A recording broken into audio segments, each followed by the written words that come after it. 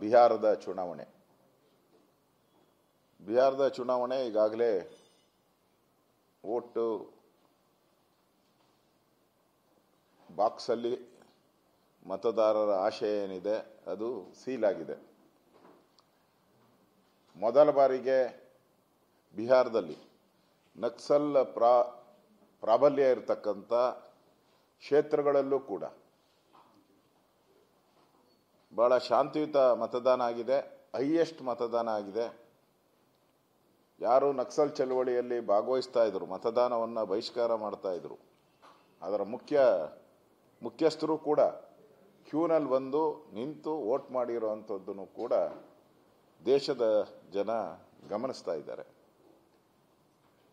ಅಮಿತ್ ಶಾ ಅವರು ಗೃಹ ಸಚಿವರಾದ ಮೇಲೆ ಇಡೀ ದೇಶದಲ್ಲಿ ಈ ತರದ ನಕ್ಸಲ್ ಚಟುವಟಿಕೆಯನ್ನ ಮಟ್ಟ ಹಾಕುವಂತ ಒಂದು ದೊಡ್ಡ ಕಾರ್ಯವನ್ನ ಮಾಡಿ ಸಾವಿರಾರು ಕೋಟಿ ರೂಪಾಯಿ ಏನು ದೇಶದ ಟ್ಯಾಕ್ಸ್ ಪೇಯರ್ಸ್ ಹಣ ಹಾಳಾಗ್ತಾ ಇತ್ತು ಅದನ್ನು ಸೇವ್ ಮಾಡಿದ್ದಾರೆ. ಇವತ್ತು ಬಿಹಾರದ ಚುನಾವಣೆ ನಿನ್ನೆ ಎಕ್ಸಿಟ್ ಪೋಲ್ ಬಂದಿದೆ. ಸುಮಾರು 12ಕ್ಕೂ ಹೆಚ್ಚು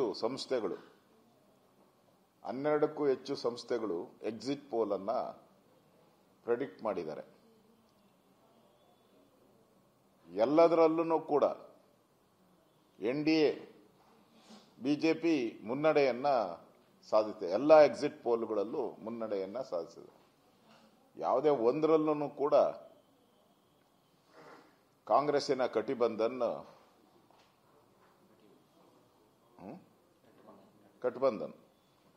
ಕಾಂಗ್ರೆಸ್ಸಿನ ಗಠಬಂಧನ್ ಯಾವುದೇ ಎಕ್ಸಿಟ್ ಪೋಲ್ ಅಲ್ಲಿ ಮುಂದೆ ಬಂದಿಲ್ಲ. ನನಗನ್ಸುತ್ತೆ 14ನೇ ತಾರೀಕು ರಾಹುಲ್ ಗಾಂಧಿಯವರ ಫಸ್ಟ್ ರಿಯಾಕ್ಷನ್ ಇದರಲ್ಲಿ ವೋಟ್ ಚೋರಿ ಆಗಿದೆ. First reaction. ಮಧ್ಯಾಹ್ನದ ಮೇಲೆ ರಿಯಾಕ್ಷನ್ ಅವ್ರದ್ದು ಎಲೆಕ್ಟ್ರಾನಿಕ್ ವೋಟಿಂಗ್ ಮಿಷನ್ ಸರಿ ಇಲ್ಲ. ಇದು ಕಾಮನ್ ಆಗಿ ಅವ್ರು ಹೇಳುವಂಥದ್ದು ಮಾಡೇ ಮಾಡ್ತಾರೆ.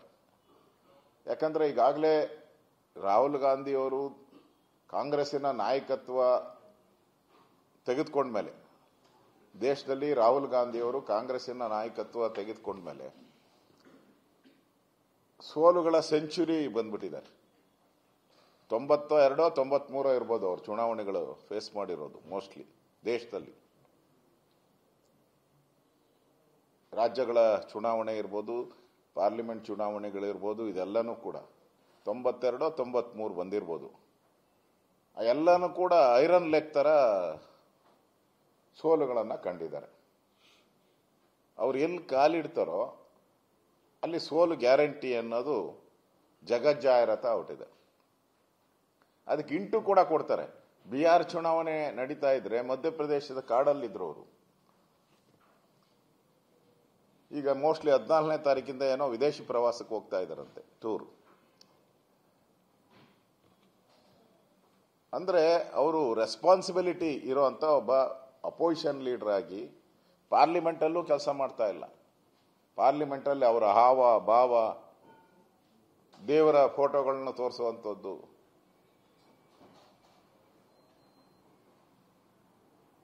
ಪಾಕಿಸ್ತಾನ ಬಗ್ಗೆ ಬಹಳ ಸಾಫ್ಟ್ ನೇಚರ್ ಅನ್ನ ತೋರಿಸುವಂಥದ್ದು, ಈ ತರದೆಲ್ಲ ಘಟನೆಗಳು ನಾವು ನೋಡ್ತಾ ಇದ್ದೀವಿ. ಬಿಹಾರ್ ಚುನಾವಣೆ ಏನು ಎಕ್ಸಿಟ್ ಪೋಲ್ ಬಂದಿದೆ ಅದು ಬಿಜೆಪಿ ಪರವಾಗಿ ಬಂದಿದೆ. ರಿಯಲ್ ಪೋಲಲ್ಲೂ ಕೂಡ ಬಿಜೆಪಿ ಇನ್ನೂ ದೊಡ್ಡ ಎಕ್ಸಿಟ್ ಪೋಲ್ಗಿಂತ ದೊಡ್ಡ ಅಂತರದಲ್ಲಿ ಗೆಲ್ತೈತೆ ಅನ್ನೋ ವಿಶ್ವಾಸ ನಮ್ಗಿದೆ. ಇದೊಂಥರ ಟ್ರೇಲರ್ ಇದ್ದಂಗೆ. ಏನು ಇದು ಪೂರ್ತಿ ಪಕ್ಕ ಅಂತಲ್ಲ, ಇದೊಂಥರ ಟ್ರೇಲರ್ ಇದ್ದಂಗೆ.